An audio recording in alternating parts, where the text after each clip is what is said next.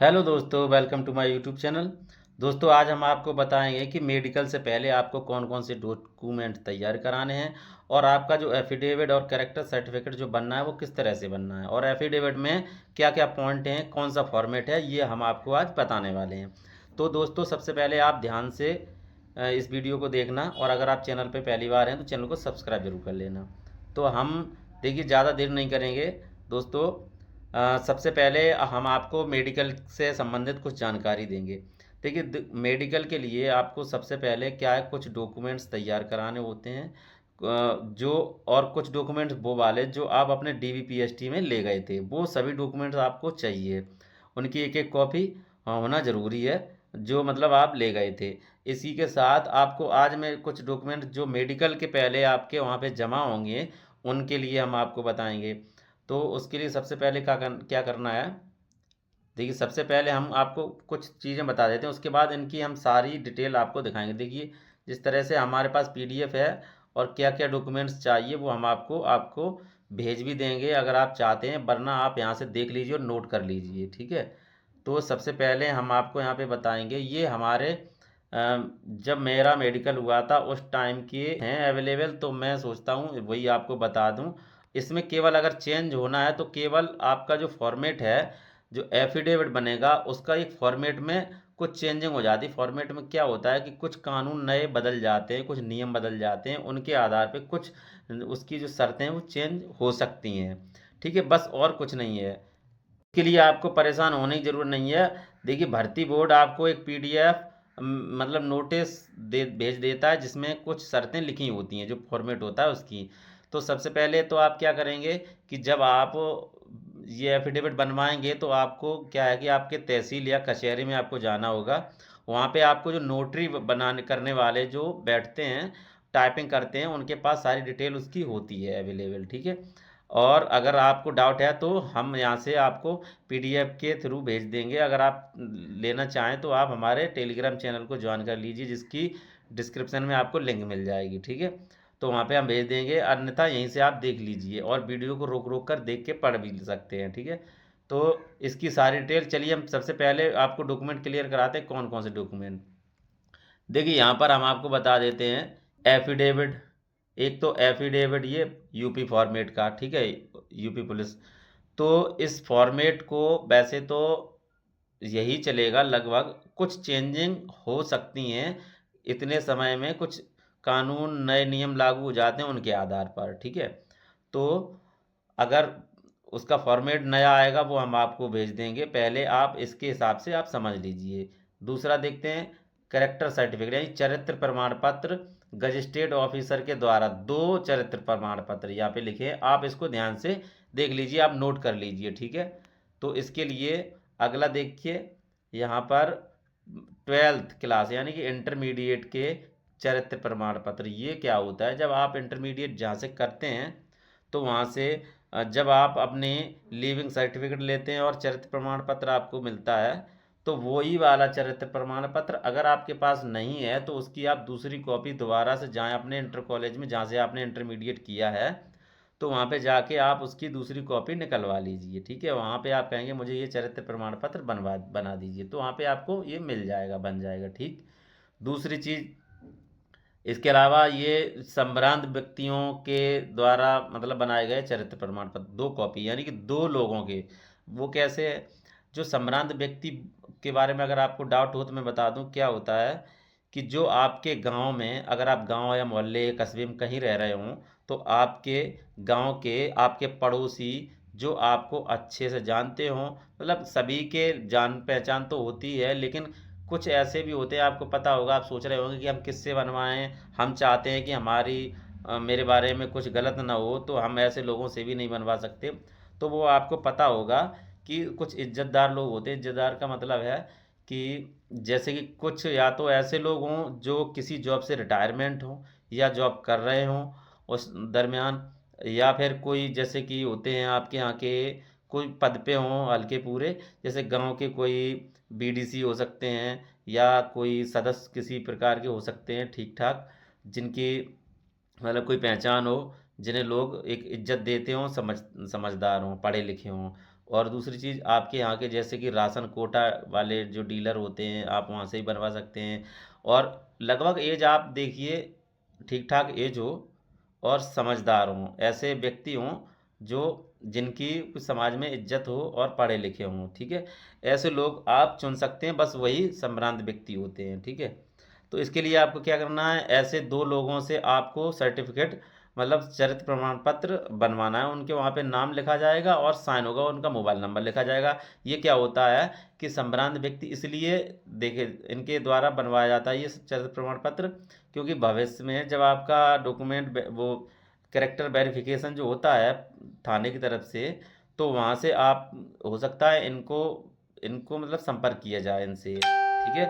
तो उसका भी फॉर्मेट जो है, मैं आपको सभी फॉर्मेट मेरे पास हैं, हम आपको दिखा देंगे। पहले मैं बता देता हूँ क्या क्या चाहिए। इसके बाद ये देखो, ग्राम प्रधान या सभासद, तो आपके जो पंचायत का प्रधान हो या फिर आप टाउन एरिया से हों, तो आपके यहाँ पे चेयरमैन वगैरह होते हैं, ठीक। तो इनके यहाँ से चरित्र प्रमाण पत्र एक बनवाना है, ठीक। इसके बाद आपको जैसे 15 से 20 लेटेस्ट फ़ोटो आपने बनवा लीजिए। इससे क्या होता है कि कुछ आपकी 4-5 यहाँ लग जाएंगी, फिर 4-5 कहीं और लग जाएंगी। जब आपकी ज्वाइनिंग होगी तो वहाँ पे भी काफ़ी फॉर्म भरने पड़ते हैं, अकाउंट के हैं या और भी तरह के। तो 15 से 20 आप फ़ोटो बनवा लीजिए, ठीक है। और यहाँ पे दिया है आल डॉक्यूमेंट डीवी वाले, तो जो डॉक्यूमेंट वेरिफिकेशन यानी डीवी पीएसटी के टाइम जो भी आप डॉक्यूमेंट्स ले गए थे वो सभी डॉक्यूमेंट्स चाहिए। अब उसमें एक चीज़ है, जैसे कि आपने जो एप्लीकेशन फॉर्म ऑनलाइन किया था इस भर्ती से संबंधित, जो वो एप्लीकेशन फॉर्म वो पूरा चाहिए, वो भी उसकी एक प्रिंट निकलवा लेना अगर नहीं हो तो।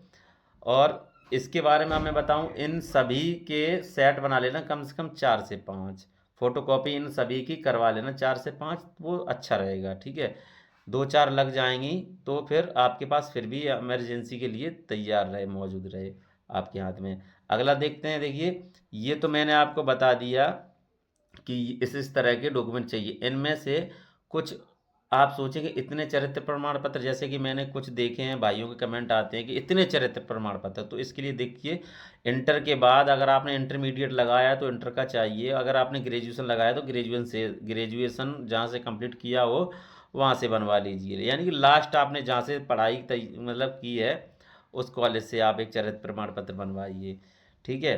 तो इसके अलावा और जो गजिस्ट्रेट ऑफिसर वाले हैं उनका मतलब ये है कि किसी भी इंटर कॉलेज के सरकारी सरकारी इंटर कॉलेज के जो प्रिंसिपल होते हैं उनके द्वारा एक बनवा लीजिए अलग से, आप चाहे कहीं से भी, वो आपको एक गजिस्ट्रेट ऑफिसर वाला या फिर किसी सीएमओ अधिकारी से या फिर कोई गवर्नमेंट हॉस्पिटल के डॉक्टर होते हैं जो इस पद के लायक होते हैं, पद पर होते हैं, तो उनके द्वारा ये बनवा लीजिए।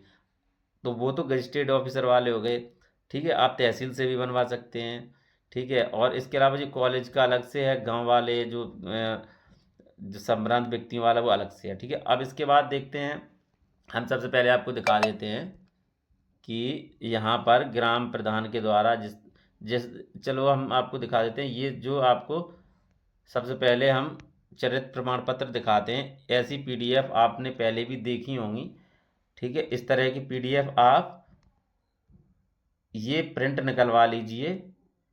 ये तो संभ्रांत व्यक्तियों के लिए है, ठीक। यहाँ पर आपको दिख रहा होगा कि यहाँ पे 2 साइड में नाम दिख रहे हैं, तो पता और यहाँ पे उनका मोबाइल नंबर भी भरा जाएगा। तो 2 लोगों के लिए आप इनको अलग अलग करके बनवाएं, एक में ही 2 ना बनवाएं, ठीक है। दूसरी चीज़, इस तरह का ये पीडीएफ में है, हम आपको भेज देंगे। पहले तो आप इनको यहीं से आप देख के प्रिंट करा सकते हैं, मतलब टाइप करा के। दूसरी चीज़